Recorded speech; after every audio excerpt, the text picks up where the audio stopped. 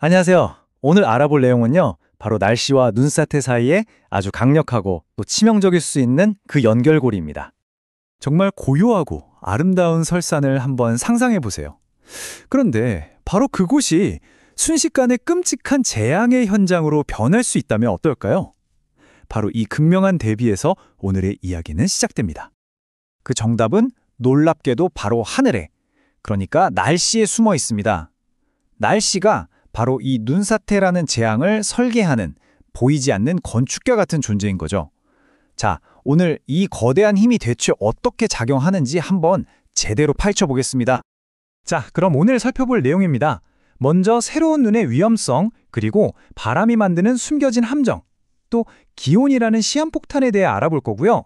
마지막으로 이 모든 걸 종합해서 어떻게 날씨를 읽고 우리 안전을 지킬 수 있는지까지 이야기해 볼게요. 네, 첫 번째 단서는 바로 새로운 눈입니다. 가장 직관적이죠. 새로 내린 눈이 쌓이면 그 무게 때문에 눈사태 위험이 확 올라가는 건데요. 이게 가장 즉각적인 위협이라고 할 수 있습니다. 특히 산에서 활동하는 눈들에게 가장 위험한 게 바로 이 판상 눈사태라는 건데요. 말 그대로 단단한 눈이 하나의 판처럼 뭉쳐 있다가 그 아래에 있는 약한 눈층 위에서 통째로 와르르 무너지면서 미끄러져 내려오는 거예요. 그러니까 새로 눈이 내리면 기존에 쌓여있던 눈 위에 엄청난 무게가 더해지는 거잖아요. 이 무게가 바로 아래에 있는 약한 층을 꼭 누르면서 붕괴를 일으킬 수 있는 거죠. 근데 진짜 최악의 시나리오는요, 눈 위에 비가 내리는 경우예요. 물이 눈 사이로 엄청 빠르게 스며들면서 전체 구조를 그냥 녹여버리듯이 약하게 만들거든요. 그럼 눈사태 위험이 순식간에 최고조에 달하게 됩니다. 자, 두 번째 단서로 넘어가 볼까요? 바로 바람입니다. 바람을 뭐랄까, 보이지 않는 위험 설계자라고 생각하시면 쉬워요. 눈을 이리저리 옮겨서 아주 위험한 지형을 만들어내거든요. 바람은 산의 한쪽 면에서 눈을 깎아내서요, 그 반대편, 그러니까 풍화사면이라고 부르는 곳에다가 잔뜩 쌓아놓습니다.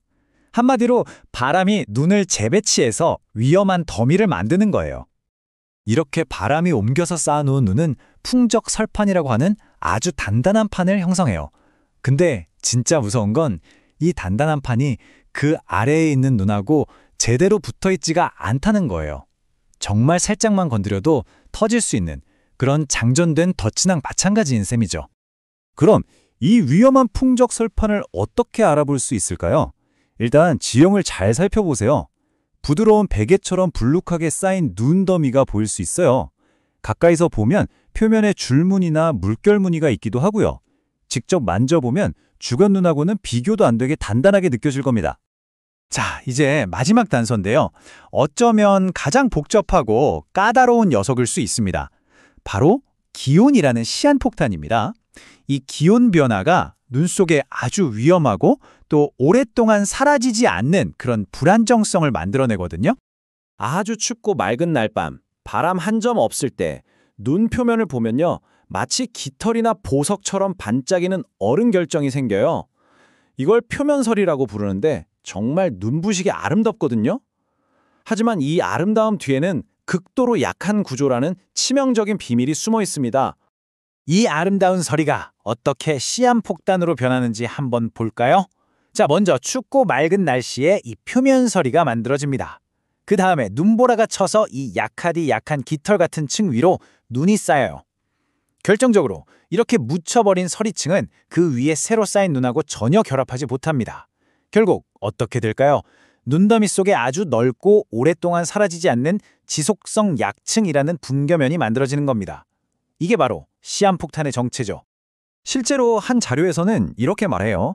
지속성 약층은 몇 주 또는 몇 달 동안 지속될 수 있으며 활동기와 휴면기를 반복한 후 다시 활동하는 특징을 보인다. 이게 무슨 말이냐면요. 한동안은 괜찮은 것처럼 보이다가 어느 순간 갑자기 엄청나게 위험해질 수 있다는 거예요. 이에 예측 불가능성, 이게 정말 무서운 점입니다. 만약에 이 약한 층이 눈 속 1m보다 더 깊이 묻히게 되면 이걸 깊은 지속성 슬램 문제라고 부릅니다. 이 경우엔 사람이 눈사태를 일으키기는 훨씬 더 어려워져요. 하지만 만에 하나 터지게 되면 그 규모나 파괴력은 정말 상상을 초월합니다. 그러니까 일어날 확률은 낮지만 한번 일어나면 결과는 치명적인 그런 시나리오인 거죠.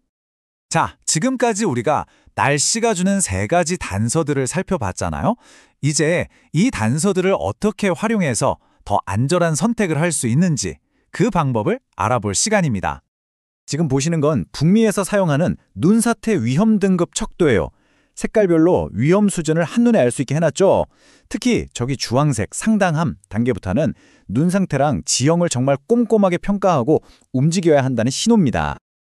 그런데 예보에서 진짜 중요한 건 단순히 이 위험 등급 숫자가 아니에요. 예보는 우리가 지금까지 이야기했던 날씨 단서들, 즉 눈, 바람, 기온을 바탕으로 해서 오늘의 진짜 문제가 무엇인지를 알려줍니다. 예를 들면 폭풍 슬랩이 문제인지 바람 슬랩이 문제인지 아니면 지속성 슬랩이 문제인지 이렇게 구체적으로 짚어주는 거죠. 자, 그래서 안전을 위해서 매일 이걸 습관처럼 만드시는 게 중요해요. 첫째, 나가기 전에 무조건 예보를 확인해서 오늘의 눈사태 문제가 뭔지부터 파악하세요. 둘째, 그 조건에 맞는 안전한 지형으로 코스를 짜는 겁니다. 셋째, 현장에 나가서도 계속해서 주변 날씨와 눈 상태를 관찰해야 하고요.